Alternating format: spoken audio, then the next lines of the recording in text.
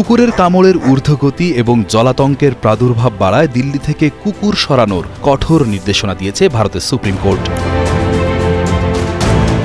কোর্টের আদেশে রাজধানী দিল্লি ও এর উপকণ্ঠ থেকে হাজার হাজার বেওয়ারিশ কুকুরকে ৮ সপ্তাহের মধ্যে আশ্রয়কেন্দ্রে স্থানান্তরের নির্দেশ দেওয়া হয়েছে।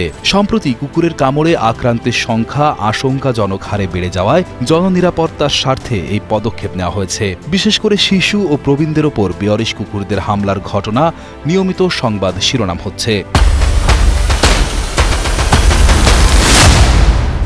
সরকারি তথ্য অনুযায়ী ভারতে লক্ষাধিক বেওয়ারিশ কুকুর রয়েছে। ২০২২ সালের লাইভ স্টক সেন্সাস অনুযায়ী দিল্লিতেই প্রায় ৬০,০০০ বেওয়ারিশ কুকুর ছিল। তবে বর্তমান সংখ্যাটি আরও অনেক বেশি বলে ধারণা করা হয়। শহরের পার্ক ও আবাসিক এলাকায় বড় বড় কুকুরের দল অবাধে বিচরণ করে, যা স্থানীয়দের মধ্যে উদ্বেগ সৃষ্টি করেছে। বিশ্ব স্বাস্থ্য সংস্থার তথ্য মতে বিশ্বব্যাপী জলাতঙ্কজনিত মৃত্যুর ১/৩ বেশি ঘটে ভারতে।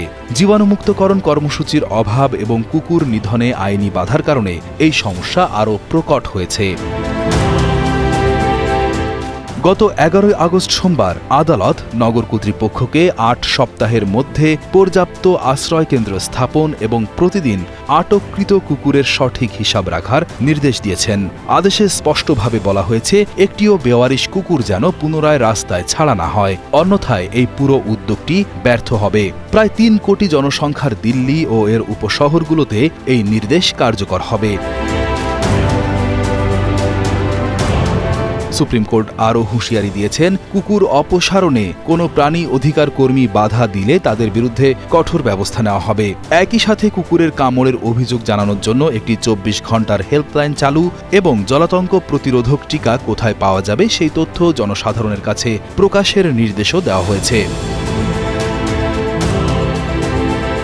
সংসদে উপস্থাপিত তথ্য অনুযায়ী ২০২৪ সালে ভারতে ৩৭ লাখেরও বেশি মানুষ কুকুরের কামড়ে আক্রান্ত হয়েছেন এবং ৫৪ জন সন্দেহভাজন জলাতঙ্কে মারা গেছেন।